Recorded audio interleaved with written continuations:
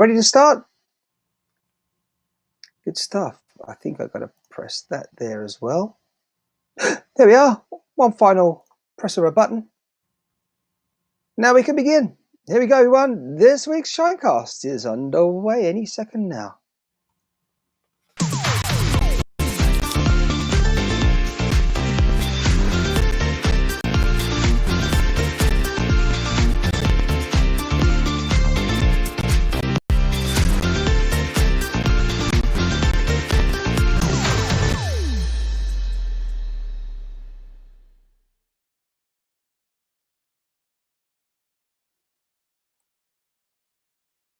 Well, hello to you. Welcome to ShineCast. I'm Martin Shine. It is Friday, the 26th of March, 2021, as I say this. And, well, we're here, as always, to have a discussion. You can join in on the topics that we're talking about, or even if you think you can bring something else to the table. We want to hear from you. Thanks for joining us wherever you are, Facebook, Twitter, YouTube, or anywhere else for that matter. I'm going to say very, very quick hello to my friend Jimmy Heaven. He's joining us as always across the world. We travel instantaneously to Japan. How are you doing, Jimmy?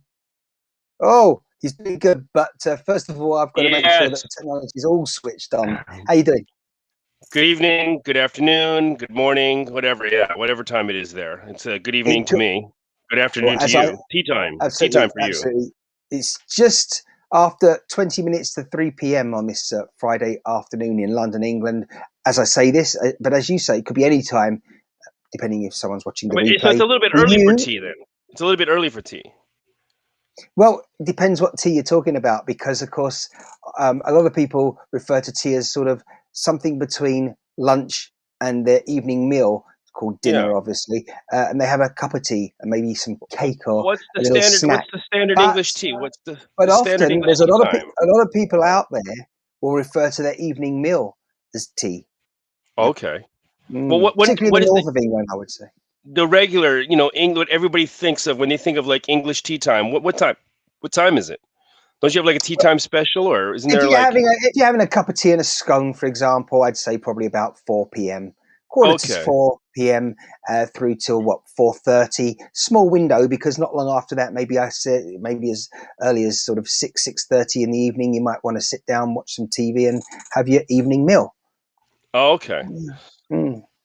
Some people out there might disagree. If you do, get on here right now. Please, as I say, share, like, and follow. And if you're on haps.tv, or you can download their app by going to your iOS store or Android, then you have the option to join us in the chat as well. And that's all exciting stuff as well. We have Diva Dwarf here as always. I say as always, she's regularly joining us. Diva Dwarf. What time does she have tea? What time does she have tea? She's in the north of England. She's near Halifax, in sort of like the northwest of the UK or England.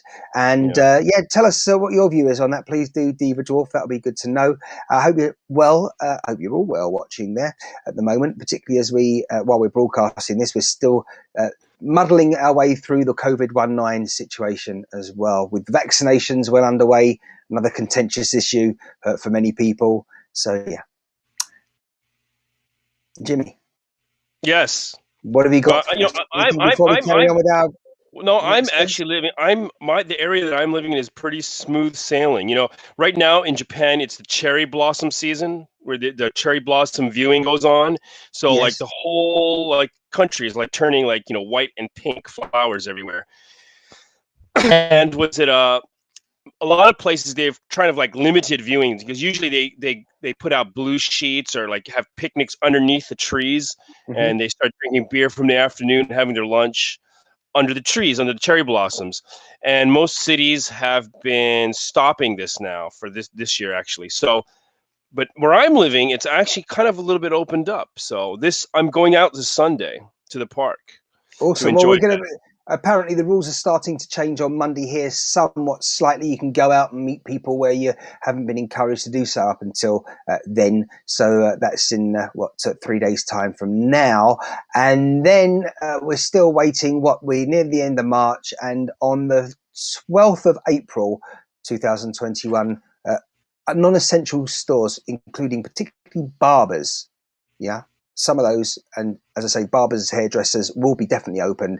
And I think it's time for me to sort this out. And Jimmy, if you want to comment, but it's not necessary. I know your view on that, but no, I mean, get I'm not cutting my hair, so I'd say just grow it.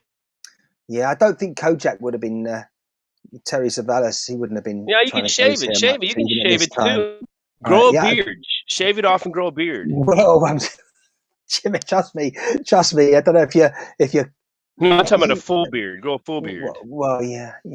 Maybe I should put some of that, I don't know, like plant stuff on there that encourages it to grow. Maybe not. Anyway, we digress somewhat. Hey, as I say, overall, it's been a really positive week here. I'm glad to report, getting plenty done, and just feeling generally not that I wasn't positive before, but in a more energetic, positive place. So things are definitely happening on this side of the planet. What about you? I mean, overall, have things been good?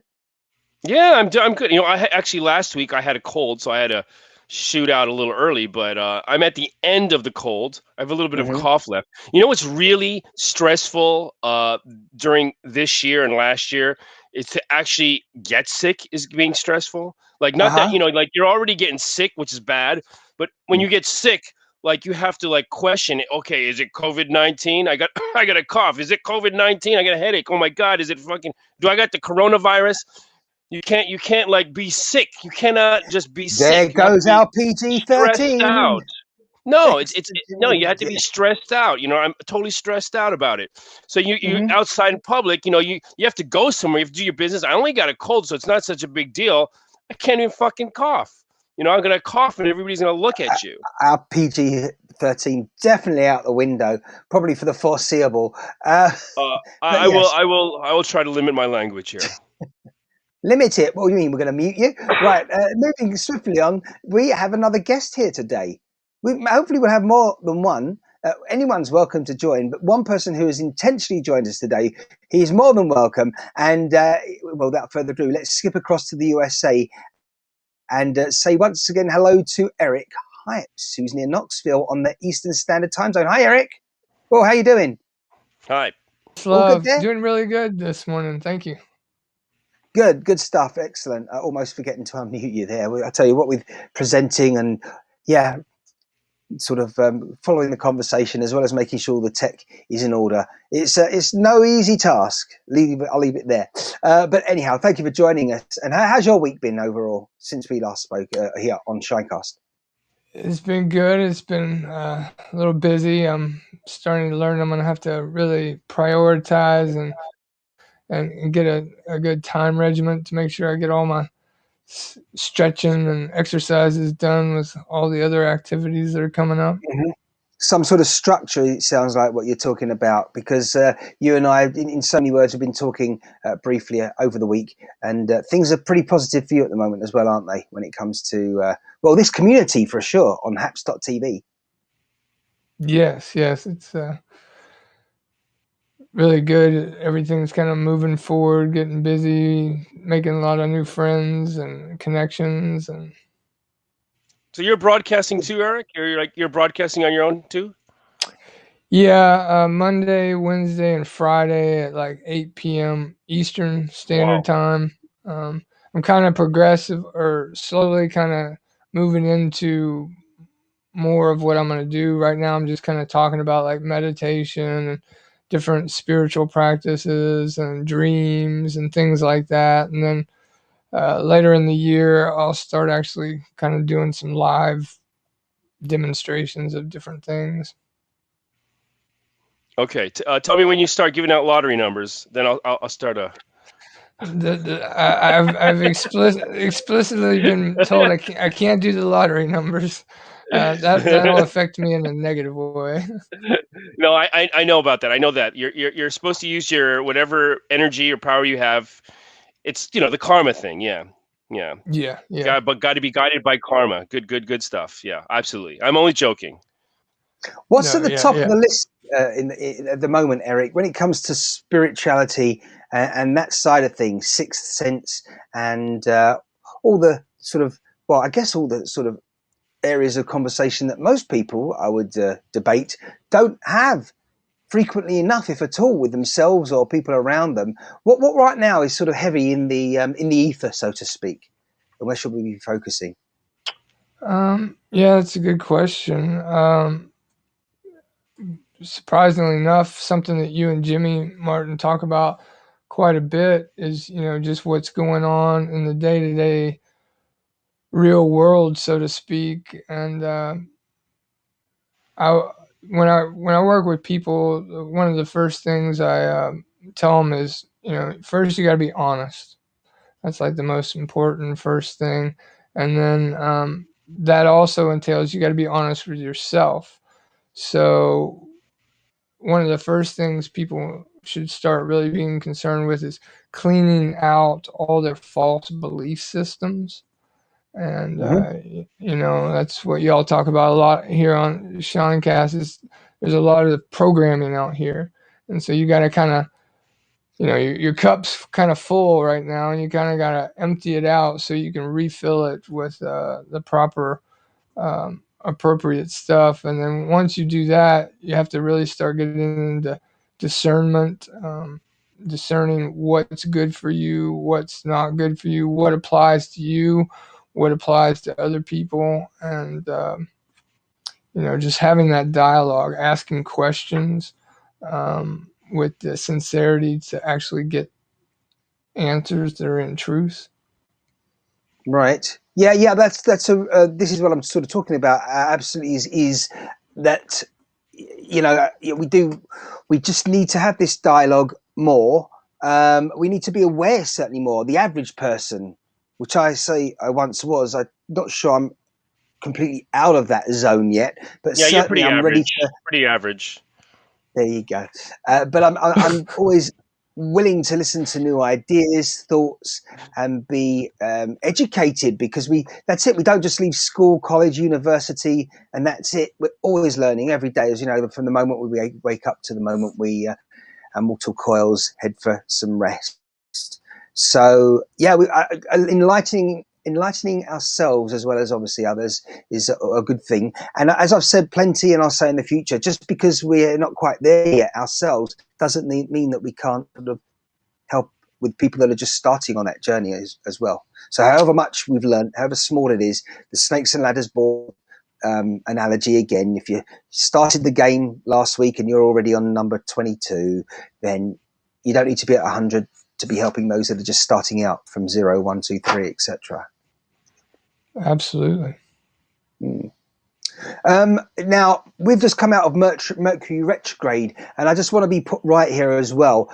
We don't want to get sort of, certainly we're not going to focus on one area at the moment, say, for example, like with horoscopes and astrology, but does that play a part in some way, even if it's kind of the same theories, shall we say, and resources, even though they may be the same and looked at or have different names, etc., and terminologies, are they connected in a big way with what you're involved with in spirituality? Yeah, like Jimmy and I were talking before the show, like a lot of times with my information that I receive through source or spirit or my higher self or whatever you want to call it, it'll kind of lay out like what's kind of coming, what I need to be aware of, what I need to focus on, what factors might be playing in or around or with me. And then when I dial into people who are really into astrology and kind of know what energies are affecting us right now and what are going to be affecting us throughout the next 2 or 3 months, I'll hear them speak to the same things I'm being spoken to about, but they'll have the details. They'll have like, well, Mercury retrograde is going to have this effect on us, and it's going to make these things kind of be more prevalent. And I'm like, oh, well, that'll usually compute and make sense to me based on the information I have,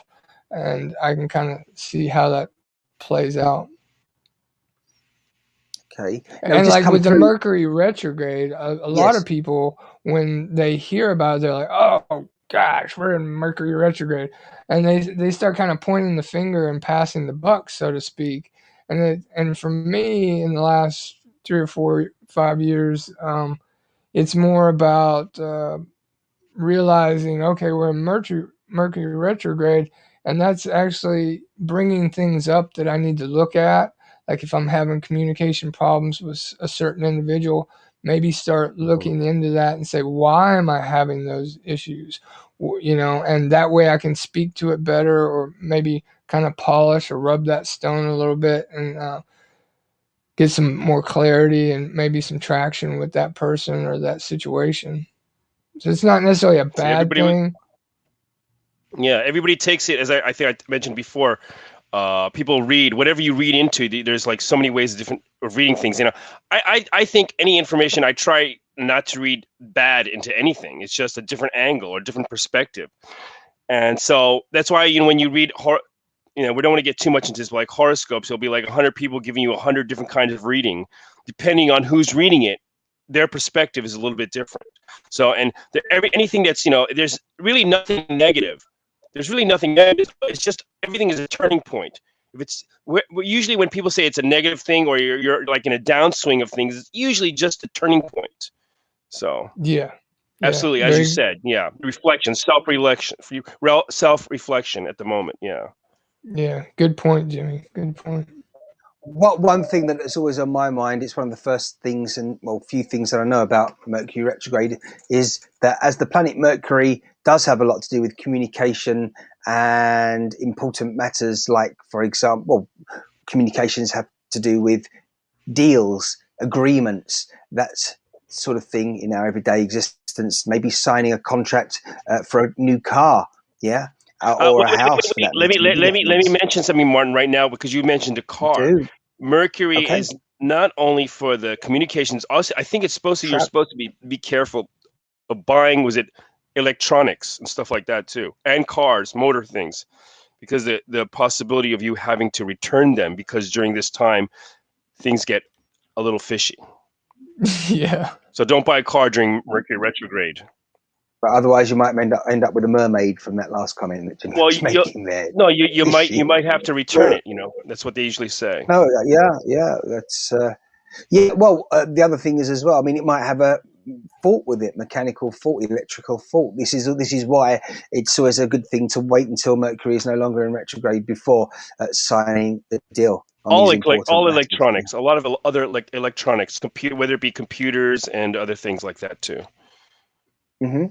Yeah, it's a good point. Always, and I always, as I say, that's something that if I'm going to start, maybe if I have a new client, and it's a nightmare if the new client is new at the beginning of Mercury retrograde. I kind of have to somehow hold them off. Not necessarily just basically when it comes to signing the deal, it might take longer with me to do than it might otherwise, because I want to do it just after that period of time when Mercury's settled down once again. We got these new people. Who just Gabriel Williams. Mm-hmm. I haven't seen her. I'm looking at her profile. Oh, look at that. You're not going to believe it. I'm going to subscribe to you, Gabriel. She is from Fort Leonard Wood, Missouri. Guess what? I was born in Fort Leonard Wood, Missouri. There you go. Isn't that 6 degrees of separation? Yeah, wait, look at that. Yeah. I was born in Fort Leonard Wood on the military base there. Yeah. Quite a while ago. Yeah. So interesting. So the energy's working for you there, Jimmy. See, the energy's working. Is it just a coincidence? Yeah. Yeah, you have to ask. Well, you have to ask Gabriel Williams what sort of message was received to be drawn into the broadcast, and then Yeah. Anyhow, getting back to this, so Mercury now retrograde, that's sort of completed for this latest example of that, should we say? So what's next? What's coming up next in terms of the planets and the universe in general, and the energy when it comes to spirit? Well, it was interesting because Jimmy was talking about right now we're in Neptune retrograde. Was that right? Somebody mentioned I was talking with a friend and she mentioned was it Neptune retrograde? I guess during, I don't know if it's starting or we're in it at now. Let me actually, you know what? I'm going to do a quick check. 2021. So that what Jimmy was explaining to me was that there's a lot of falsehoods kind of going on right now, and that you need to kind of check yourself before you wreck yourself, so to speak. And you're not seeing everything until the summer. And that really lined up with what I've been getting. I'm kind of progressively moving through this year in different stages. May, as I've talked to you, Martin's going to be kind of big. But from what I've gotten from myself, it's not going to be till July until things start really, really starting to shine. Well, here we go. I'm sorry. Excuse the pun. When I'm reading now is actually I made a mistake. It's retrograde. It's going retrograde in June. Neptune is going retrograde in June. So I guess that's when it's supposed to clear up. I guess when it goes retrograde, we see things clearer. I'm not quite sure. We have to get somebody else to inform us on that. And it's going to be retrograde until the end of the year. If anyone knows better, please do indeed let us know in the chat right now, and that'd be good. Yeah. So okay, hold on. Let me listen here. So while Neptune is in retrograde, what it's going to do is it lifts the fog off of all illusion. So that's what we're talking about. So that means you're talking about July, where everything's going to become clear. That's what it is. So I guess I misread the meaning of it, but so that's what it means. So when it becomes retrograde, the fog will be lifted and everything will be a lot clearer. We'll be able to see through the fantasy illusions. Yeah, which I still kind of got the same. Excuse me? And I was just wondering if you were going to start shifting towards the pandemic theory and all that with regards to seeing through. No, I think we had enough of that, no? Well, yeah, but it's still ongoing. And no, I just wondered if you think that what might be able to occur is a lot more people will be understanding the situation for what it really is, shall we say?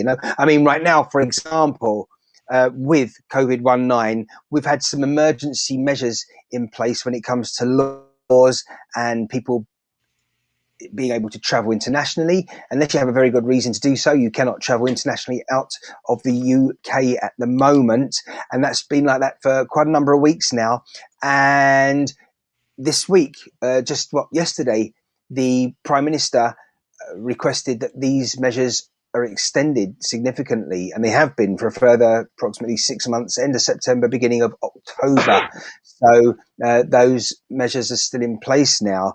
And once again, you've kind of lost your freedoms in the meantime.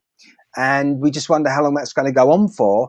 And talking about, seeing things for what they really are, to some degree, I mean, surely by now we can see that in some way, certain people are taking advantage of the situation, putting aside whether the virus was man-made, was it intentionally released to the planet and all that stuff. You will be able to see a bit clearer, I think, if nothing else, where we're heading. That's my opinion anyway, certainly. Gabriel Williams, she says, retrograde is a wonderful blessing in disguise. It illuminates the problems and offers logical solutions. So she seems to be a little bit insightful to that. Yeah.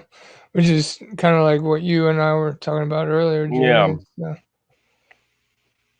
Okay, so Helga says, I didn't get the invite today. Well, she's certainly able to join any time that she wants to, because she received one a short time ago while we've been speaking, and she's just received another one now. So hopefully Helga, who's in the Netherlands, she'll be joining us once again, because we had a fascinating initial chat previously here on ShineCast. And hello from Walter. Should I say Westerville? It was almost H2Oville. But yeah, hello to you out there, Brenda, in the Buckeye State. Thank you for joining us, and I hope you're well. I hope you're all doing good. And anyone else out there going to have a little tap on the keyboard, or are you just going to keep looking without, letting us know that you've got something to say? This is for you guys and girls. We want your opinion. It's valued equally, if not more so, than mine. My thoughts and all the processes going up here at the moment. This is a joint effort, shall we say? Otherwise, you'd be watching traditional television, listening to traditional radio, and the whole idea is that we want you to interact, and we want your opinions. And even if you've got something else, give us a left hook. I don't mind. We're ready for it. Between us, we can deal with it. Is that right, guys? I think so. Yeah. Now, we can deal with you.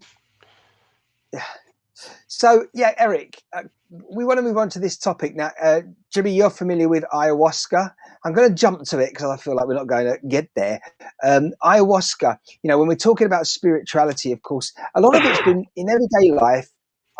Forgive me, I mean, do debate with me if necessary. You have a different opinion, but in the Western world in general, certainly when we are leaving our education, getting into our first job, and things like that, we're so busy, we're so focused on all of that, we're pretty much conditioned that that is the way forward. You're going to earn your money, you're going to earn your keep and pay your rent or your mortgage, and as I've said before, and build your family. And then once you're wrapped up in all of that, you kind of lose touch with other, should we say, options and possibilities. Some people in their midlife, when they're a family person, and they still will look into this and enlighten themselves in any way spiritually. Just what's their existence all about? That's always a key one, isn't it? Why am I here? What's it all about? In so many words. So we know about ayahuasca being something that is fundamentally a South African. No, South American. South American. Thanks, Jimmy. Give me a chance. It's from the Amazon, based on plants. It's a potion, as a what do you say, a brew, hallucinogen. It's something from the South American region, specifically in the Amazon, and when it comes to tribal people. And so it's ayahuasca, which Eric, I'm sure, will explain a bit better than I, because I think his knowledge on it is far superior. But the limited knowledge that I have is that it is taken from a vine plant. The medication and all the ingredients natural, and when you have a ceremony and consume this, we said, what did we call it earlier on, Eric? A brew. Thank you. Yeah, still trying to remember that word. But when you consume that brew, then strange things, I use that word in quotes, strange things happen to you that you probably haven't experienced before anywhere else. And these days as well, people often go there. As I say, westernized people will go there just for the experience, almost like a busman's vacation holiday, if not, as I say, just for that spiritual interest and experience. Like a retreat. It's like a spiritual retreat. Yes. So what's this all about? And am I right in thinking that, it's only the last decade, maybe a little bit more, 11 years perhaps, that this has really been growing in popularity, and people are being more and more people are being enlightened, particularly through social media as well, I would say. What's your view on all that? Yeah, it's becoming more popular, I guess we would say. And to kind of tie it in with, what you were talking about just a second ago about the whole pandemic and everything, like, I feel like whether people are aware of spirituality and its presence in the modern day, everything is divinely orchestrated to push us in that direction, to kind of nudge us. So, like you were saying, Martin, you think things are going to kind of move in that direction. I keep getting options from spirit. It's like whatever the collective decides to do. So if the powers that be want to put restrictions on plane rides and things like that, I'm starting to hear that there's going to be pushback from the public. And so a lot of what the ayahuasca is, because we're also talking about the Neptune and getting the clear the vision. People are finding out about ayahuasca from, like you said, South America and Peru and other places down there, where they can go and sit with someone who's experienced, usually a shaman, and they can participate in the digesting of this brew. And what that does is it really brings on the onset of these chemical reactions within inside your body. And usually for most people, it's, I know we're saying it's a retreat, and most people think a retreat is all pleasant, but usually with one of these shamanic journeys, it brings up a sickness, kind of, if you will. They might have to purge a lot of stuff. And so I find that interesting. That's exactly kind of what's happening in society, whether you're participating at this kind of level or not. So yeah, it's the prolonged boiling of the and I'll always mess this up. It's the Banisteropus or the Capivine with the leaves of the Psychotrovirdiris shrub. And so that's two main ingredients. And then usually depending on the shaman you're working with and his location where he is, he'll usually mix like at least one other herb in there or several other herbs. And then you either do this journey by yourself under the guidance of a shaman, or a lot of people are doing it in groups. And these people usually end up having to relieve themselves through, vomiting and other things. But basically, what it does is it releases DMT, which is dimethyl tryptamine, and they call that the spirit molecule. And what that does is it releases the DMT into your brain, and it activates certain neurological connections and allows you to have these what we call visions. Some people say I'm going on a vision quest, and I see somebody here says they eat shrooms for kind of those kind of reasons. And there's different ways to do it, but this is all natural. DMT is starting to become a little more available. I mean, whether it's illegal or illegal, it's becoming, the DMT itself is becoming a little more readily available. Absolutely. They've got some kind of synthetic version which you can smoke nowadays. You go on like a 5 to 15 minute trip is what they're calling it. But what you're finding is most of the people that even do the synthetics are having some kind of spiritual awakening, if you will, to a presence, a greater presence, something that's bigger than them. And usually when you look into the ayahuasca and other natural substances, what you're finding is that they go on this journey and they're meeting nature. They might have a spirit guide come to them. That's my dog's gonna bark at the postman, but Ella, come here. Come here. Come here. He's going to bring us I'm glad mail. someone's looking out for you there, Eric. That's good. Now, have you much information and knowledge about this, Jimmy, yourself? I mean, have you ever looked into the possibility I haven't tried. America? I haven't tried No? DMT. I've tried a lot of other things, but I haven't tried DMT. So I can't say much. And now I'm living in a country that's like very heavily regulated.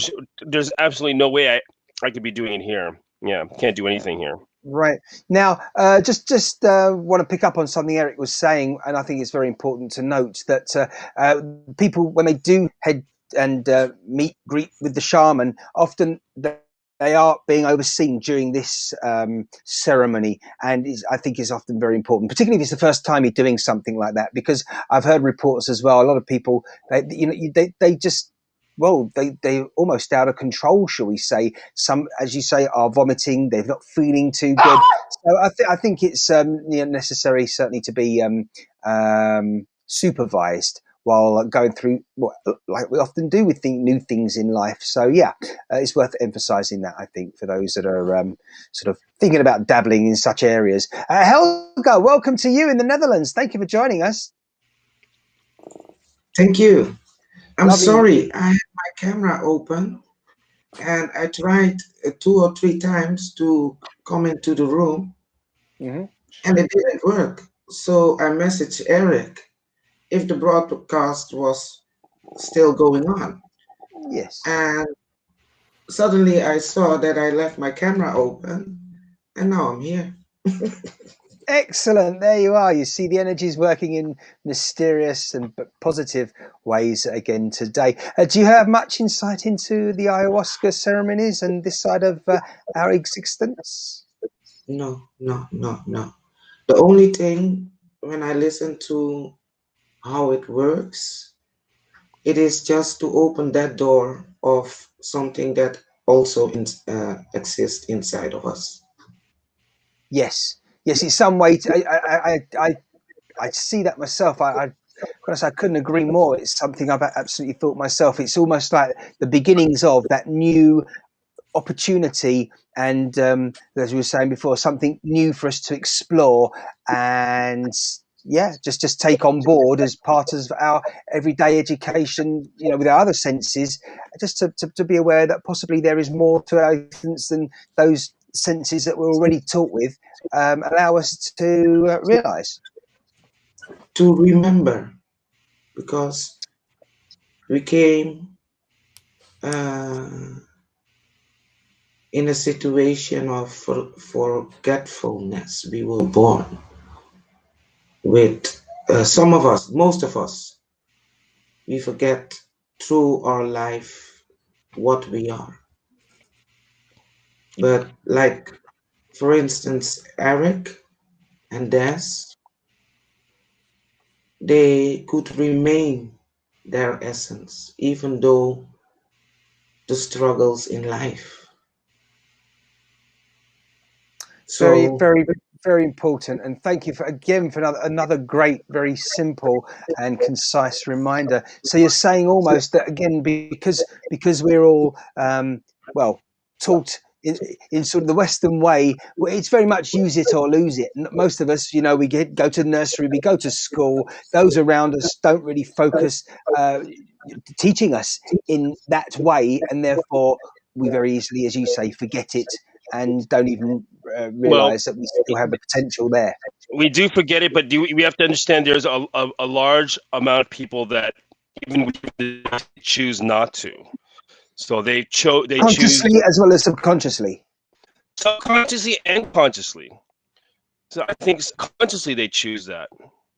Yeah, that's my point, because some people, that's my point. I said consciously as well as subconsciously, because I would suggest that a lot of people, that's it. They are subconsciously making a choice, because if they knew it consciously, they probably wouldn't make that choice and rid themselves of such a potential. I don't believe that. Some people consciously make that choice, knowing everything, and make that choice also. That they are falling for like the immediate gratification of this material world. Right. And they would choose that over the spiritual part. Yeah. Would you suggest as well? You see, now, was it DMT we mentioned as the substance, as the chemical which causes a reaction and is a large part of this, Eric? Is that correct? Yeah, it's dimethyltryptamine, and the reason they call it the spirit molecule is because scientifically they've seen when you die, you hear a lot of people talking about going to the light or having these spiritual experiences, and maybe they come back to life, but they bring us stories of what happened. And so what they've been able to determine is when someone dies, there's a very large injection or secretion of this DMT into your system. And they've also found that it revitalizes the cells. So they theorize last ditch efforts. Yeah. So they're also theorizing if we were able to produce more of this in a coherent, harmonized way, we could probably do what a lot of people read in the ancient scriptures as we could live to be 800,000 years old, because we're going to constantly be replenishing our cellular structure in a spiritual way that keeps us alive. And when you're taking the DMT, like the shamans, they do this regularly. They don't just do it once in a while or once in a lifetime. They do it regularly, and so they've actually done studies on that. But to take it, it increases many traits associated with mindfulness, leading to the enhanced mood correlated with the decrease in the alpha brain waves, reducing the size of the brain region called the posterior cingulata cortex in long-term drinkers. So, here again, we're coming back to increasing your mindfulness. And Jimmy's saying, there's a lot of people that are are consciously not wanting to be mindful to these spiritual awarenesses. They're kind of entranced, if you will, into the physical, monetary world of, experience, and not knowing that when you step into this other world, when you marry the spiritual and the physical and the emotional together, you can reach states of bliss and ecstasy and heart opening love that I feel is what really everybody's seeking for nowadays.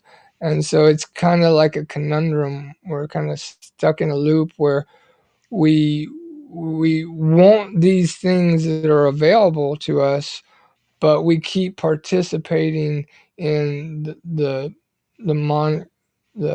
physical or but I believe that's all. I feel that that's all divine, because we all have to individually kind of come into this appreciation for it, and no better way than to do that, to be totally entranced into this monetary system of reward through gratification, self-gratification. You kind of go to a low point, and then once you're able to have these self-realizations, you realize the things that are inside you is in everybody else, and then you can start raising your frequency, and then your life exponentially starts to evolve and get better. But you've got the scientific community very, very. I started looking into this a little bit just for this broadcast, and you've had scientists saying that this DMT affects the pineal glands of the rats, adding a calm and all these things, and really speaks to that. But then you've got other scientists that are saying that, it could be related to that, but it could also be just as easily that. This guy named Nicholas went to trait that one could just easily theorize, but that's theory, that DMT is nothing but a metabolic waste generated as by the production of synthesis of neurotransmitters like serotonin and tryptamine, or tryptophan, which we get when we eat turkey. So, again, and like with what Jimmy was bringing up earlier, like with like astrology and a lot of these things, they're put into a label as pseudoscience. And so it's kind of like the system is trying to keep you away from these knowledges of yourself, and so it kind of puts it more in your power to do these things for yourself, or align yourself with other people that are doing it, and you can kind of move forward in that respect. Sure. Well, thank you very much for that, Eric. Now, the DMT that I was mentioning just when you went into all those details, I'm assuming that's a substance around the world. It's regulated somewhat by local laws, national laws. Yes. Yeah, and that comes back to the whole thing. I think I saw somebody make a comment earlier. All these things are regulated. They want to regulate whether you can, get on a plane and go somewhere without the vaccine, and all these things. When these things are all our God-given right, we have these things. So, what the scientists are proving, that there's a big injection of the DMT when we die, that is natural to us. Right. So they're trying to prevent us from evolving, if you will. They want to keep you entrapped. Right, exactly, controlling us. And this is where I'm coming to, because my fundamental question I was leading to is, do we know for a fact that with all these, again, spiritual options where you have DMT being controlled? I mean, why control something when it's in the in nature and in our natural environment around us anyway, to a certain degree in a certain location? So why try and regulate it? What is it? And this is the question. Yeah, open your mind, are possibly it'll open your mind. It'll make you ask questions, discovery, self-discovery, and they don't want that. That goes against everything that they teach you. The rules of society you must follow for them to keep you in their cage. So to complete my question, what is it that some people are, and the question also is, are some people trying to control us and keep us from, learning more, and they're trying to limit our knowledge because we potentially will become equal, if not better than them, and find other ways and, realize that we're actually being suppressed somewhat. So that was my full question, Jimmy. But anyone? Yeah, well, that's been going on since the beginning of time. Was a civilization, the control factor. Doesn't matter. It doesn't matter. And now we're coming. It's a big thing is that they're all coming together to try to control the whole globe now, all together. And the people at the top, a lot of people believe in magic. They believe in all these things that we're talking about, but they don't want you to have access to it. They know these secrets. These are hidden. These are secrets that have been, given to us, through generation after generation.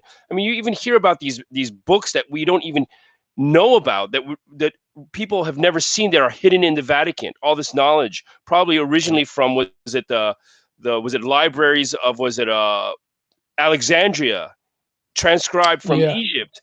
These secrets, that this is just knowledge they want to keep us. The people at the top, they have this knowledge. They know what's going on. They want to keep the illusion going. Yes. And the paradigm it's getting more difficult. Yeah. The paradigm is they have the knowledge, but they can't participate. Because, like at the beginning of the broadcast, you asked me what would be the things at the forefront for stepping into your spirituality, and it's honesty. And so they're not being honest. And so they can't do the things that I or Helga or Gabrielle does, and they can't see these things because they are blocking themselves. But as again I say, this is all divine. This is set up for them to be the control system so that we can become sovereign beings. We have to rise up and realize these things for ourselves. And so we actually need these controllers to kind of do this.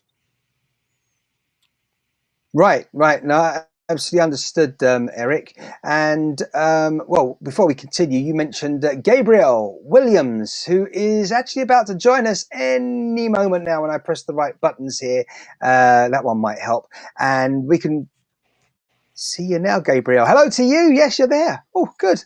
Hello. I sound so shocked that the technology is actually working, and this sound's working as well now. So hello to you in the USA as well, with Eric. Yeah.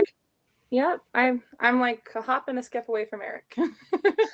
You had quite a few comments there, and I know you're not you're far from alien to this environment. So tell us more a bit about yourself briefly, but also what your connection is. You're a tarot reader, are you, and that sort of thing? But you tell us in your own words, please do.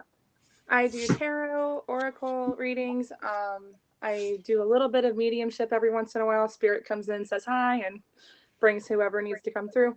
I do light language, singing, healing, and I'm pretty much like a jack of all trades of trying to find information that benefits anybody who I come across. Have you always had these gifts, for want of better words? Some people like that word, some people don't, so I'm careful. I didn't know what they were when I was younger. I used to have premonitions and dreams that actually were things that would happen in real life. And I was told, oh, those are just bad dreams. Don't worry about it, blah, blah, blah. And that's what happens when you're a kid. Your parents or other people that are responsible for you, sometimes they just blow it off like it's just a new phase that you're in, or, but I think around, I want to say 2019 is when I kind of like jumped the gun basically and went to some classes and got told a bunch of things, and I'm just like, okay, so this is what my gifts actually are, and I got to tune them in a little bit more, and here I am. The rest is history, as they say. But again, there's always, I mean, there's a handful of, certainly obvious multiple reasons why you might be discouraged. It might be that people themselves are afraid of this. They've had some sort of insight themselves in the past. It might be just a case of they're wrapped up, as I was saying earlier on, with their everyday life in the West, exactly. as we know it in the Western world, and they just haven't got time to look at it right now. And they'll be, oh, okay, so no. But I'll think about it and come back to it, mental note, in a month or two or next year when I've got more time on my hands and I retire. And they often never do. And it goes on and on and on like that, which is why broadcasts like this, forums like this, platforms like this, and certainly the internet, it's making things so much more available to those that are just open. You might not believe A, B, C, all the way through to Z. But if we put the information out there for people to, become a part of and investigate, and as I say, inevitably, when they realise themselves, well, hang on a minute, this is the way I should be going, they can join the club, so to speak. Everybody's own truths. It's basically their perspective of truth, and so eventually they'll get to a level where they're at where we're at now. And they'll be like, oh my gosh, this person has another perspective I didn't even see coming. And that's kind of what we're all here for. We're experiencing different levels of truths and experiences that can help the collective as a whole. Definitely. I don't want to dwell much on the old COVID-19 situation, which we're all in right now as we speak, and as this is broadcast live. I say that, of course, because some people pick it up in months, years to come. It'll be somewhere on the internet, this chat. But right now we're having the introduction of vaccine passports for COVID-19, for traveling internationally. Even within the last 48 hours, our Prime Minister Boris Johnson, in 2021, he's saying that it is potential and it's to be considered that there will be passports for if you want to go out on a Friday, Saturday night to the local bar, pub. So straight away, there's a lot more people now. You can understand they might not be traveling, they might not be that type of person, but when you start encompassing more and more people from society, from different backgrounds, and wait a minute, one of the most popular things to do to socialise in the UK is visit your local pub. Now we've got everyone interested, saying, wait a minute, what is going on here when it comes to our freedoms? And really, we're going to be controlled in that way? No vaccine and no socialising in the local bar? Yeah, they should read that book by, what was that guy? George Orwell. Right. Oh, yes. Wasn't he English? Yes. Martin is talking from the country with the most security cameras in the world. That is actually true. To the best of my knowledge, the last count, the UK still has the most security CCTV cameras around. Absolutely, yeah. I'm not sure that is something to be proud of at all. They were probably going for the record, the Guinness record, right? Possibly, but I don't quite think they should be worrying about that record and trying to be the top of that. Just like, sadly, we are at the top of the list when it comes to the number of fatalities, apparently because of COVID. Yeah, absolutely. So, can we get back to the topic of ayahuasca and that sort of ceremony? What other things would we say are around and available for people when it comes to that type of thing? If they can't travel or don't want to travel to South America, how can they start sort of getting involved in something along those lines? Eric, you're living in was I wrong? Tennessee? Yes. Okay, so Tennessee.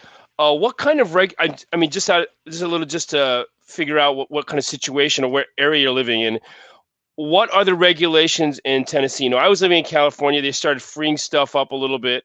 I remember I was living in Denmark before. When I was living in Denmark, it was illegal, but no, I'm not talking about just DMT. I'm talking about just the basic weed or hashish and stuff like that. Yeah. The access to it was illegal, but it wasn't too strict. Olga, you're in a place that's free, I guess, a little quite. Yes. As far as different kinds of stuff. And I know that recently was it Portugal? Portugal has like completely opened up. Oh yeah, there you go. Man, I wish I could join you. I'm in Japan. I'm in Japan now, where it's like no way, Yeah, no I way. know. Yeah, so I know The with same. Portugal was it legalized everything too, and they say a lot of the crime, drug related crime, a lot of problems, a lot of drug addicts probably decreased because they're much more open about it. And if they have a problem, because not everybody has a problem with certain things, but they can be much more open about it. So I'm just wondering where Eric is, what the deal is, because I know Jack Daniels is from Tennessee, and they can't even drink it where they make it. Yeah, it's interesting. Tennessee, I stopped keeping up with how many states have done what, but we are still currently, it's not legal for medical or for recreational purposes. Here you can do the CBD, but not THC. So Yeah, if people know, CBD is more the medical grade, it doesn't get you high, and the yeah. THC gets you, visions and things like that. And so, yeah, it's interesting when you look into the history of that plant because it's a natural substance that grows on the earth. Ridiculous. Yeah. Back in the 1890s, if you went to your doctor, you would actually be prescribed THC and CBD for different illnesses, and it They wasn't until the prescribe opium. They prescribed opium back then. yeah, and Yeah. so a lot of those things became illegal so that the pharmaceutical industry, the timber industry, and things like that could start blanketing the Absolutely. monetary system. But you're bringing Timber. up a good point. Like, there's a lot of different substances. Like Martin's, inquiring, you can't go to South America. What are you going to do? So, any kind of substance, too much of it's not going to be a good thing. But marijuana or cannabis is it gives you that same euphoric kind of relaxed feeling, and so what it kind of also does is helps to prevent you from being programmed. You still think for yourself, like Jimmy's saying. You still provoke to ask questions, It opens and that door. yeah, yeah, and the same with like mushrooms and things like that.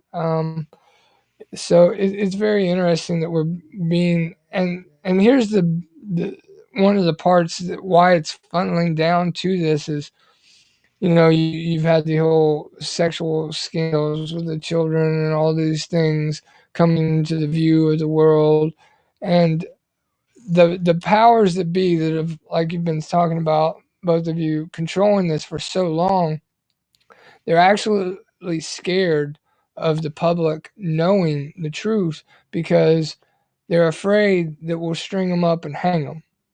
We'll take them out in the backyard and we'll shoot them. And that is something that a lot of Good people idea. I hear would like to do, It's a but good idea. that's part of the bigger picture is we need to have empathy, we need to have forgiveness. So if we start stepping into these spiritual gifts, then we should be able to see that all this was orchestrated for our own higher, greater, best good, and therefore it was their purpose. They served a purpose for us, so we should be able to forgive them.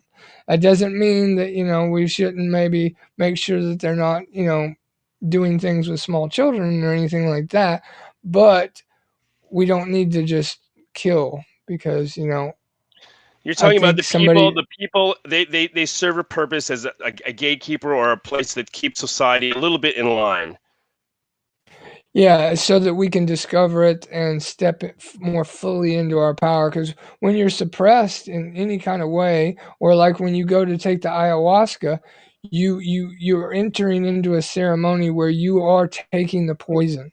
You are taking this thing that's going to suppress you in a way, give you a bad what we might consider a negative by puking or going to the bathroom or something like that, but the ultimate end goal is it enlightens you into your nature.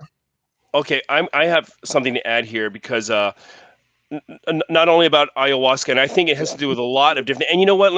Before even alcohol to a certain extent. That's why they call it spirits. That's why they call it spirits. There's a reason why it's called spirits. But like for you, if you're whether you're drinking or you are taking marijuana, I'm sure the ayahuasca, you're guided by a shaman who has knowledge, who's going to kind of protect you.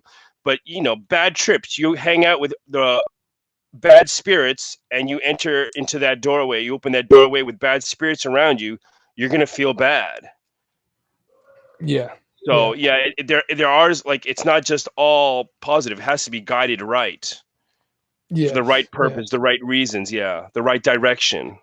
Yeah, you go in, and the reason why they call it like a ceremony, like Martin was saying, is one of the first things that the shaman's going to do is sit you and the participants down, and they're going to start talking about things like I brought up in the first of the broadcast: honesty, self-discovery, looking at yourself, raising your awareness, and all these things. So they'll put you in a mindful meditation before you start into one of these practices. Yeah, mostly it's guided meditation, and most of the times the spaces are sacred. There really isn't, there's no evil can pass kind of vibe to it, basically. They make sure everybody is safely supported, secure. It's a very tranquil kind of vibe when you start going in. The reason why you even throw up during those experiences is because you're getting all the negative and gross toxins out.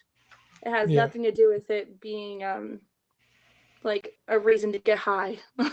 Right. It's just that's the way that the ceremony works, is to get out those toxins. And Donald says a shaman can't keep you from having a bad trip, and they're not there to keep you from having a bad trip. In fact, if you're supposed to have a bad trip, that's part of the journey. You getting rid of these negative energies, like Jimmy's talking about, spirits or chemicals, like Gabrielle was talking about.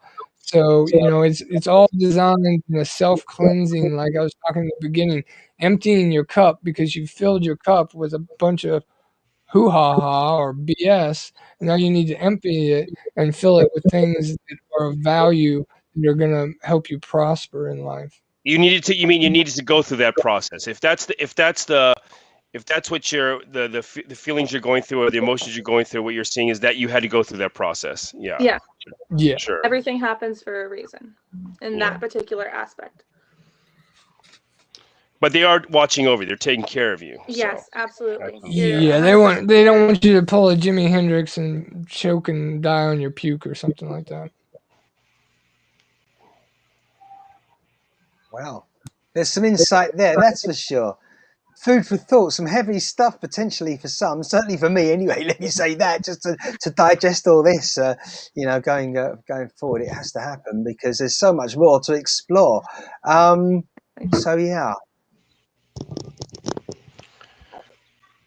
So Martin, what's up with you? How do you mean? Well, what's going on in England, with that stuff? As I said, like in Japan, it's totally illegal. They've completely cut it off. I think that they used to use it, like marijuana or whatever you want to call it, back in the day. But I think that during the early 20th century, it's probably American influence.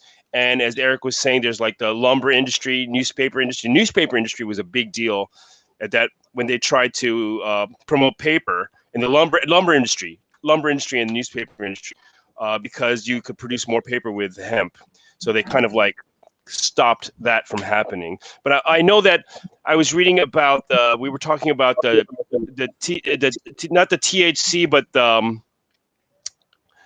other one. What was it called? Not THC. CBD.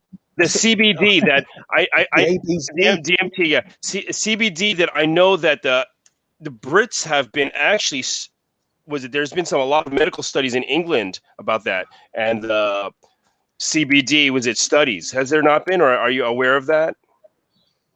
I think there has been, Jimmy. I'm not 100% certain on that topic, but it's something that's still, again, a contentious issue as to, the usage of CBD oil and just in general, anything out there. Should it be classed as, well, straight away as you say the word drug, it has a different sort of suddenly a meaning in someone's mind than if you'd said medication.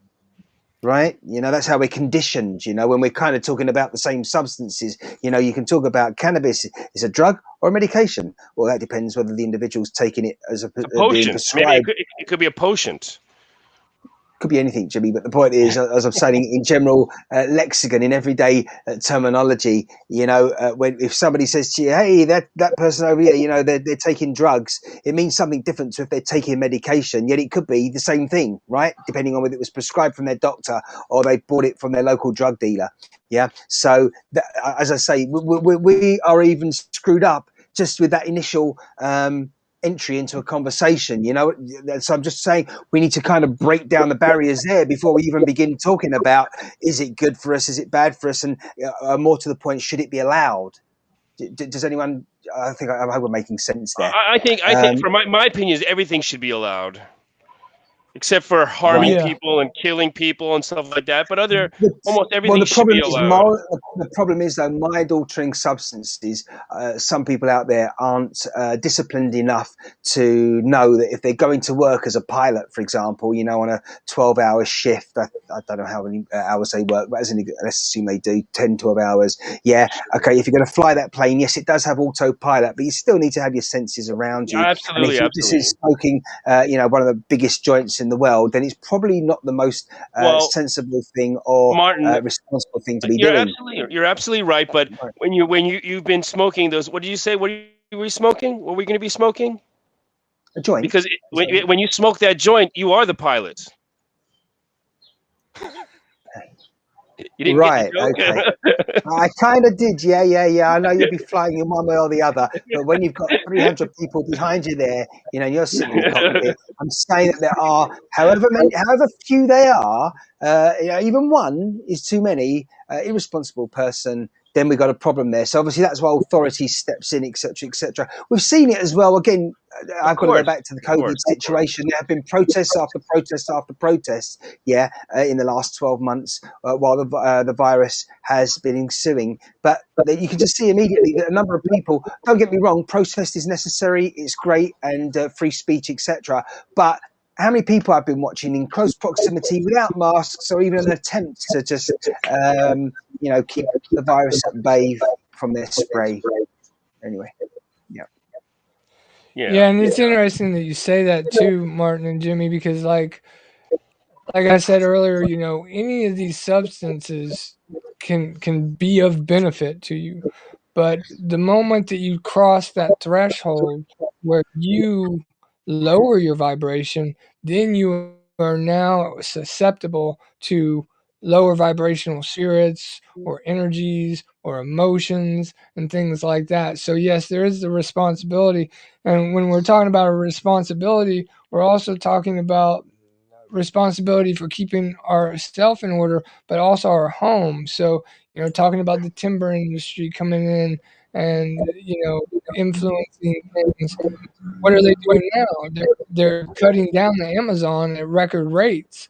So here we found that the medical industry has gone to the Amazon in the past and seen where different chemicals can help in healing, and they then synthesize these things and make pharmaceuticals out of them.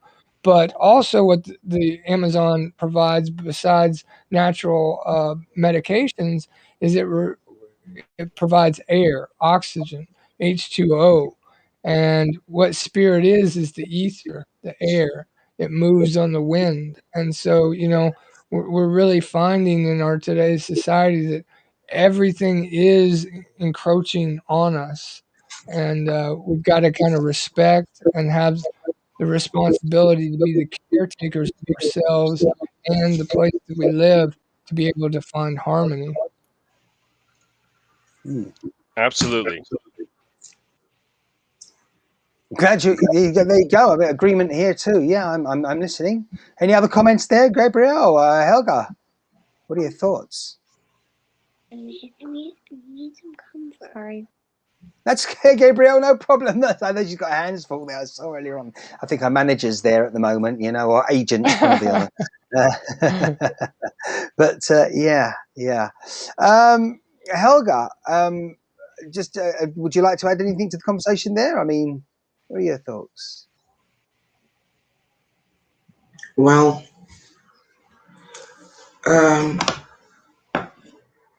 in the broadcast last night or this morning,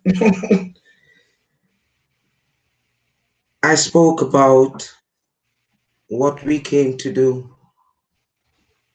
and we are the opposite of what others preach. And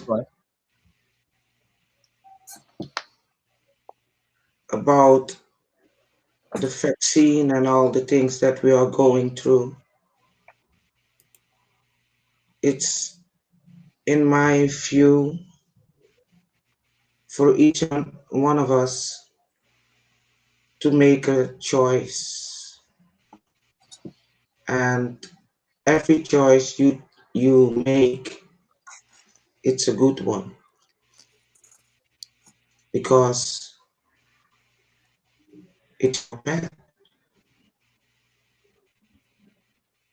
Because, what was that? Because it's your pet. Right. I see. Take ownership and, we've got to sort of guide our pet in our own way and the way that we obviously feel fit. But yes, it's interesting you say so. So we are the opposite often to, would you say, so how we're being conditioned as well in our mortal existence? Yes, you can see this COVID pandemic situation as a prison, to be held captive in your own house. But it can also be a situation to deliver to free yourself from all those things that you didn't know that was really going on, and rediscover yourself. Go inside, connect with yourself, connect with your higher self, connect with God, connect with your universe, because all of that is inside of us. Yeah, absolutely. But as we were saying before, people need to know how they can sort of start that journey, and sometimes they don't have the right people around them to sort of start that conversation and thought process with themselves, and which is why it's great that I think that we're here talking on this level today, as you guys often and girls often are doing now. Just ask the question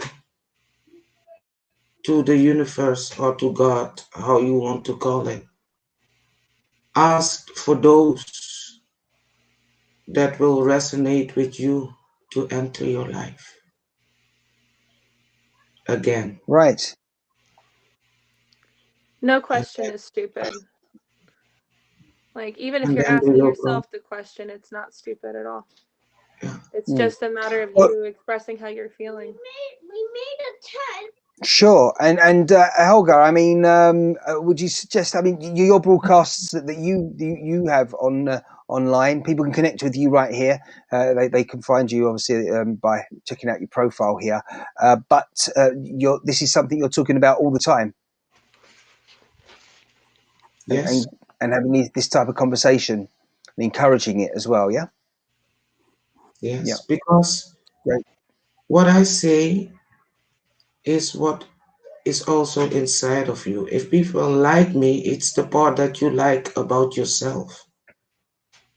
If people hate me, it's the part that they hate inside themselves. Right. So the only reason I'm here is to share what someone else helped me to rediscover in myself. Right. Yeah, absolutely. I mean, that's in general, obviously, the people around us, when we generally have conversations socially, that's often what it's about, isn't it? We're talking on topics that interest us, and again, also things that we're kind of wanting to discover more about, new things as well as existing and old. Yeah. So, but again, as you said before, it's I think still it's unfortunate that still I think that this type of conversation isn't had. I think often it has a lot to do with the fact that the majority of people are possibly a little hesitant because they don't want to offend others. I would suggest that some people think that the word spirituality, it's kind of very close to, as you mentioned before, your religious beliefs. If you want to sort of look in that direction, and that's the way you think, and you believe there's a higher being, and if you as I say, depending on what your culture is and your background, that may be the way you are. But a lot of times it's the timing too. A lot of times it's timing. Some people, they don't get to that part in their life where they want to ask the questions, or they don't come to the fork in their life where they need to ask questions. There's a time. Most people probably do go to come to a certain time in their life where they start asking. So yeah, but Jimmy, I would say, just taking a step back from that as well, we must understand that some people, they've been conditioned again from an early age that they don't have those freedoms, and it's something they're not allowed to do. Come on, I'm talking here about, for example, in some societies, women must not use this so much. They are there; they must be seen, not heard. A bit like children we often joke about sometimes. But women are treated differently, obviously, in many in the various cultures around the planet, and that's just one example. The difference between a male and a female. No, yeah? I totally understand. Yeah, right. In Exactly. those places, they are not allowed to talk about it. And luckily, we are in a place where we are allowed to talk about it. So yeah. So absolutely, you said it. Yeah, we're very fortunate that we're able to do so, and therefore we're able to have this freedom of speech here right now. And a lot of people, again, they find it very difficult to find that little opportunity, that window of time where they can open up that dialogue and engage as well. Yeah. Hey, but hey, anyone want to say anything in the chat? Chat's got a little bit quiet here, but that's not necessarily a bad thing, because people also Donald Brandt. Where's Donald Brandt? He's been he's making a lot of. Here he just dropped another one. You can grow your own mushrooms and eat them. Just go to Zamnesia to find a grow kit. It is a lots of fun and educational to learn about. Yeah, but let's see. Where are you, Donald? Where do you live? Well, if we're using the technology correctly, Jimmy, so he's in Copenhagen. He's in Copenhagen. As I was about to say. Yeah, in Denmark. Was it That's right. I used to live in Denmark, Donald. And Copenhagen. I lived in Copenhagen for about 8 years. I went to high school in Copenhagen. So yeah, he's living in a very free, mentally free place. They can say what they want. They're allowed. They're a lot free. Oh, I'm from California. You're from California, but you're living in Denmark. Oh, okay. Yeah, California is somewhat free. Somewhat free. Yeah. A lot freer than where I am. But I'm okay with that, because spiritually, people, it's a different place here in Japan. So yeah, Japan's very open about spirituality. I love that. Yeah, and I think simplistically, it just breaks down to those two factors. What y'all are talking about here. We have two choices in life: love or fear. And I always like to feel like it's going up the middle of both of those, because you need the fear to actually catalyze you to step through the doors. So, like Jimmy's saying, there's a lot of people that haven't gotten to that point in their life. And Martin's saying, there's a lot of control, and there's not an education system that promotes self-discovery, or what I would even go even further to say is self-love. Because when we don't know how to love ourselves, we end up fearing ourselves. Like Helga was saying, you know, when they look at her and they love her, they're loving the part inside themselves. But when they look at her and they get angry or fearful, that's the part of themselves. The reflection they see, the reflection they see. Yeah.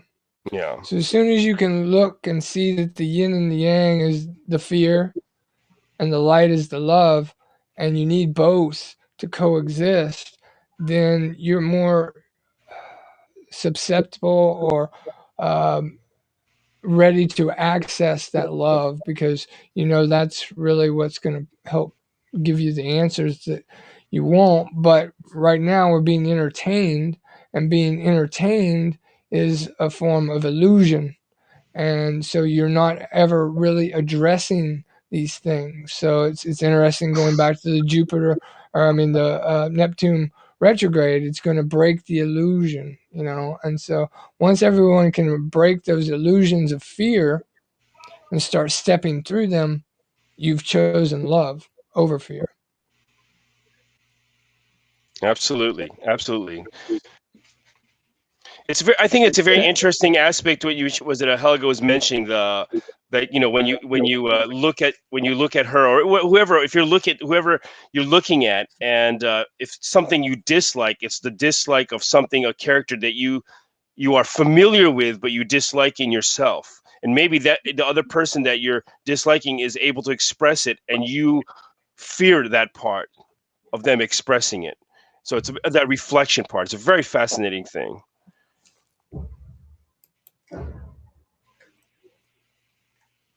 Oh, I think we lost our host. Isn't that strange? Maybe he's having a bad day.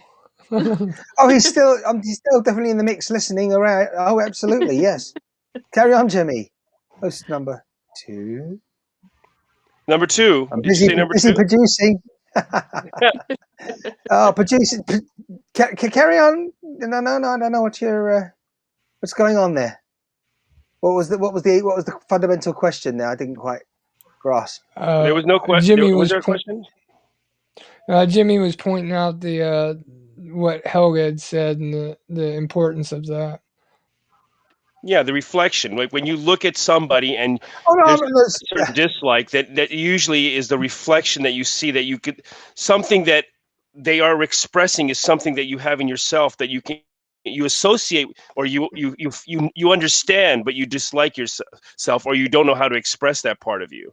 So, and I thought it's a very fascinating thing, that before you discover that, usually people don't realize, like, you know, once you've discover that, then you look into yourself and try to, I don't know what you're we're constantly trying to fix ourselves or adjust ourselves, but before you realize that all you feel is anger or hate or these things that you feel, you don't understand. There's no way that you can control it until you understand that.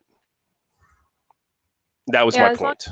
You start to learn about yourself more, the easier it is for you to adapt and appreciate what other people are reflecting or feeling. It's a really beautiful thing. Yep. Because you can't help I like what you figure it out. Yeah, I like what you said about the burning up, because, you know, that really makes me, and the beauty of it, you know, it takes me to the imagery of the phoenix. You know, when you start to get so angry and the fire consumes you, you burn up and all you have is ash. And once you realize that, well, then you don't want to feed that, and you start a regrowth process, and you start to value the higher and the greater aspects of yourself, or whatever it was that you were dealing with that destroyed you. Phoenixes are basically rebirth. So after you've burned yourself to a crisp on that, then you know, basically you're being reborn the same way you were before, just a different version of yourself that you didn't know was possible. You could have a different plumage, if you will. Yes. I think it's interesting. You're talking about in one human life cycle now, and this is something I can't say that I'm 100% about it, but like, we go through cycles in life, and it's very interesting that when you realize that they're very similar cycles. Like you get these chances, after one cycle, you go through another cycle, just the cycles get bigger. It's like the cycles get bigger and they're the same sort of things that you experience, but you keep on experiencing the same thing over and over again. And each time you get to correct or improve on it. And how you use that energy is up to you. It might be a different situation, a different place, but it's the same thoughts and the same experience. It's kind of like the same experiences, but it's just the cycles get bigger and bigger, and you get this chance to improve on them. I think it's very fascinating. That's the beauty. Astrology shows you that as well. It shows you how many lifetimes you've had to experience one particular thing that you thought you figured out already. But I think you can experience these cycles in one lifetime, in one human lifetime. You have these cycles. Yeah. If that is your pathway in life, yes, you can experience that multiple times in one lifetime. I think I'm on my third cycle that I'm aware of. Probably maybe my fourth. I think maybe my second one was lost in my 20s, but I think I've been too much partying, so I lost that cycle. But now I'm on. It's like these arcs that we cross the arc. Well, let's say when I was a kid, I was interested in music, so there was this arc where I was trying to work with music, and then it disappeared. And then later on in life, I actually I had a band where I was working in music, and there was a period of my life that was engulfed with music, and then that passed, and that happened again a couple of years ago where I was working with music and I had this cycle. And so that was like the third or fourth cycle. And music is just one aspect of, there's many aspects of the cycle. It was just, that was a very distinct part of it. So. Yeah, I can see where you're coming from that. Yeah. So you go through a cycle again and again. It's like this and you'll find it very familiar. Like, okay, I kind of went through this cycle or this emotion, 12 years ago. I think we use a 12-year cycle a lot. Even in Chinese astrology, they use a 12-year cycle. So that's probably a good roundabout number. So Brenda's got a good point here. Spiritual growth. Yeah, that's what that's called. Yeah, spiritual. Exactly. But the thing is that it's actually a cycle. It's like one full turn. And then you get this chance. It comes around again, and it's not actually a physical thing. It's like more of a deep spiritual thing where you can work on. It might be not something that you can see physically. It's within you. This cycle. I feel like something based in your childhood, though, that would be like something that your inner child needs taken care of. Well, I don't think that you change from the time that you were a child. I don't think you actually change. Oh no. Like, the person you are when you were like when your consciousness started solidifying in this world is probably about 6 years old, 5-6 years old. That's you for the rest of your life. The way you thought, the way you think, the way your thought process, your emotions, the way you feel things, you can improve on it, you can change it, but the base of it, that's you. It's not going to change. I agree. It's interesting that you're talking. Yes, Eric. Go ahead, Eric. It's interesting that we're talking about the death and the rebirth, and you brought up in the same life, Jimmy, because to kind of tie the ayahuasca and what's going on today, and then with spirituality and religion, the difference between religion and spirituality is religion is a set of boundaries, rules, and disciplines, supposedly pushing you for self-discovery or connection with the higher frequencies. And when you look at the DMT and what it does for you, and then you look at Christianity and what you all are talking about here is, the same thing that keeps coming up is everything is looking outside for the answers. And so one lesson that we could metaphorically pull or derive from Jesus Christ's story is you look at the numbers of 33. You look at the cross that he died upon, and then that he was born again. And then you look in Christianity and you hear them say, well, I'm a born again Christian because I was saved. I was saved by being dunked under the waters. And what I've come to understand is this is all metaphorically talking about a process that you can induce within yourself. The word Christ means the anointed one. So it's not just relevant to him, it's relevant to all of us, because what it's talking about is anointing thy third eye or thy single eye. And so when you take this fluid and you fill up your pineal gland, and you take it all the way down to the bottom of your spine, and then you raise it up, you go up 33 vertebrae. And when you pass your shoulders, you pass the cross. Mm-hmm. And then when you get to the top, you enter what they call the little death. And then you take that fluid and you recircle it back into your brain. And so you are born again because you have awakened this spiritual presence within yourself so that you can commune with Source just like Jesus did. And so everything in our life is pointing to go for the answers outside. But all these practices are actually metaphorically, it's kind of ingeniously hidden in there that you need to go inside. Well, Eric, I just want to touch on a point here, because obviously, again, wrapped up in our daily lives and routine, often a lot of people, well, the excuse is, I don't have time or I don't know how to. But of course, it's you know, they'll say it's a reason, but generally I think that obviously it's an excuse. We need to make time. If we're really interested in something, really want to do it, we will make time. We will find time. But my question to you is one of the simplest ways to start connecting at this level, you know, without the rat race and the craziness that's literally outside your front door as soon as you open it in the city, particularly, is to possibly think about some sort of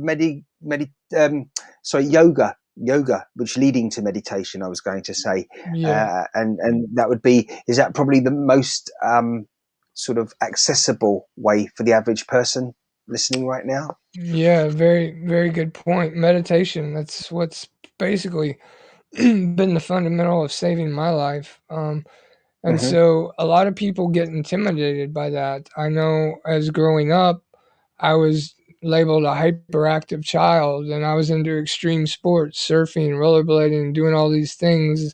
But once I got to a place where I was required to just sit, I found out there's so many different meditations, you know, and there's obviously the receiving of information, there's the calming effects, there's the balancing of the mind, the masculine and the feminine, the left and the right side of the brain. So yeah, meditation, I would say, is one of the biggest keys, being able to sit with yourself or with others and experience the phenomena of yourself and the energies that are presently doing their best to communicate with you. Like if you have an illness, that's your body doing its best to communicate with you. You've ignored it. And so now you feel a pain or a symptom of something else that's going to get your attention so that you address it. So you sit down with it. So you meditate on, why is this happening? How can this benefit me? Right. Yeah. Okay. And I guess that's something that, again, you deal with, Eric, when you speak with your people that are interested in focusing their energy in this way, new clients, people joining you on your broadcasts and trying to find out more about this aspect of our existence. Yeah. Yeah. Right. Right. Don't forget erichipes.com, isn't it? We'll remember that shortly. Sorry, Helga, did you want to come in at this point? Please do. The way it started for me is when I hear that I created my own reality by the thoughts that I allow to get into my system. And that's the point that I could advise others. Watch what you are thinking, because Each thought is a seed. And when you are aware where you put your energy in the thoughts, you will automatically feel if the thoughts will be for the greater good or if it will be a thought that holds you back. Okay. So watch what you think, because we are the creators.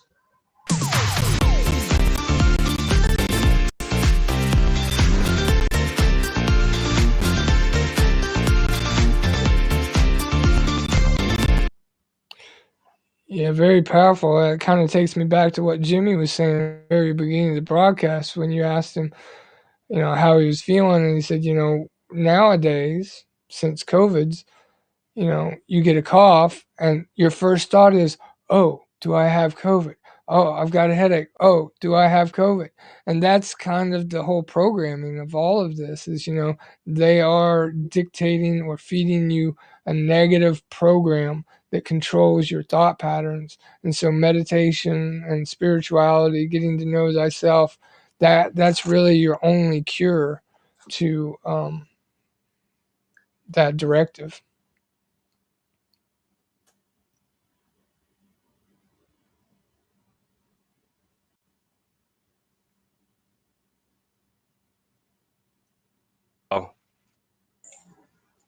A peaceful silence. Jimmy, were you saying something there, Jimmy? Sorry, because I see your microphone. I said a peaceful silence. I think it's time to say goodnight for me. It was a great show. Oh, okay. Right. I enjoyed it. Yeah, so. You did? Yes. Sure. Yes. Thank you, Jimmy. Yes, thank you, Helga. Thank you, Eric. Much love, Jimmy. Oh, yes. Much love. Yes. Pleasure talking with you, Jimmy. Thank you for being here. Thank you. Sweet Thank you dreams. very much. So, Jimmy, you're heading out a little earlier than your first. Wow, bailing out. Number one to go. Yes. It's late there. Okay. We've been broadcasting for an hour and 37 minutes. That's up to 11. Yeah, I think it's yeah. Oh, there you go. I was waiting for Eric to interject there. Yeah, it's true. Yeah. So, are there any final thoughts, please, from you, Eric, and again, for Helga, again, if you wish, but also Gabriel too. I'll let one of you guys go first because if one of my kids come in, I'm gonna have to mute again. Already? All right. I'll go ahead and go first. Oh, Eric, go ahead. Yeah, go for it. Yep. Ladies first. I should have been more polite. Helga. I'm grateful for being here and connect with all of you to bring some other views and connect with those who are open for themselves. Thank you. Well, thank you very much there to Helga. And if I can press the right buttons and get things in some sort of order again. Jimmy's now left us, so let's see. Yes, we had a little technical glitch about, I don't know if anyone else heard, about 7 minutes ago, approximately, with some music. Yeah, you did. Thank you for that, Helga. She's nodding there. So that's. I'm glad I'm not the only one that heard that. Otherwise, I would be kind of wondering what's going on there. But yeah. So again, final thoughts then, please, from the USA. It's either he or she time. Erica, who's going first? Okay, thank you, Gabriel. I would like to just say I'm grateful and thank you for everybody for joining this broadcast or the restream. Thank you, Martin, for conducting this and allowing us to have the space to, be open and free to speak about these things and share.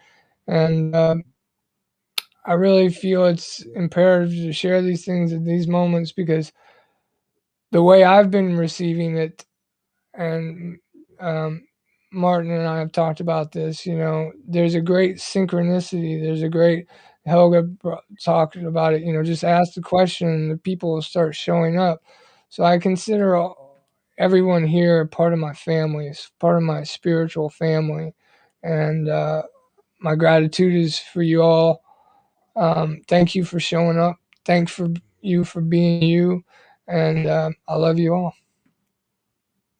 Wow, Eric, thank you very much from you. And a final word then from Gabriel before we all say goodbye. Well, it's a pleasure to be on here with all y'all, and I couldn't be more impressed with the topic at hand. It's a unique thing to talk about, because not a lot of people do talk about it, and that's why they're ignorant or unaware of what these things are and how to use them right and all that jazz. I do recommend, if you are going to be like diving into this kind of stuff, don't do it internally first. I think research is very important. Research and ask questions to people that may have been using these items and get some perspectives on that. There's also classes that are available as well. Love and light to all of you, and have a beautiful, blessed day. Enjoy your time with your family, your friends, even though it has been a struggle with COVID-19 for some people. I do feel that getting this extra time with people that you love and cherish is an honor and a great privilege. So take it in, just enjoy while you can. Thanks very much, Gabriel. And again, thanks to everyone. Jimmy, who's sort of disappeared now, because after all, it is kind of late there in Japan. So much so that, as ever, we're talking to him on a Friday as ShineCast goes out live. And I say this, which means that for Jimmy, it's very early Saturday morning, around about 1:30 a.m. So he'll no doubt have to be up early for work tomorrow morning, as he often is. So thank you to Eric. Thank you to Helga. Thank you so much to Gabriel. And thank you also for sharing out there, liking, commenting. And hey, this is, well, there's never been a better time to get involved, and a time when I think this sort of conversation as we had today, certainly on this sixth sense spiritual level, and positiveness is needed, particularly with COVID-19. And what circa 12 months for a lot of people it's been, really, and it's ongoing. Yeah, absolutely. Yeah. Take one step. And do connect with. Yes, Gabriel. Oh no, I was just saying, take one step at a time. Just keep doing you. Always. Always, absolutely. And again, if you enjoyed what you were listening to today, then please do connect directly with all guests here. Certainly, they're all on the haps.tv platform. You can head over to that website and URL, or alternatively download on your digital device, iOS or Android. So until next time, everyone, I'm going to say very, very quickly, thanks for joining ShineCast, and we'll speak soon. And stay safe, and it's bye for now. Until then.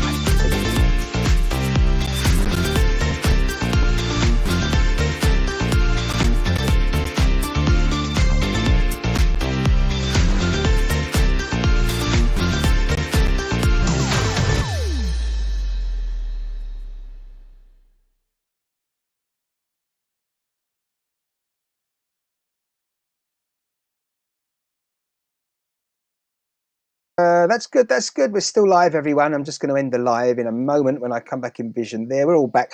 All right. So thanks for watching on Haps, everyone. This is the bit that most people don't normally see after titles, beginning of titles and all that. Thanks, everyone. If you just we're going to say goodbye on the live stream.